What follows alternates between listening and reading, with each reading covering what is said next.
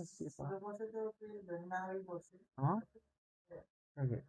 Tak direct selalu tu? Hmm. Masa tu hang masuk ah. Faham. Duduk jadi haji.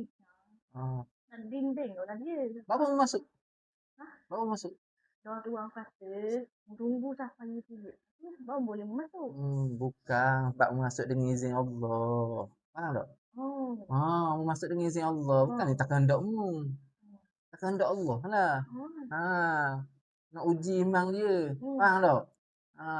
Tu nak sakit kamu tu nak keluar. Tuang kuat. Ha?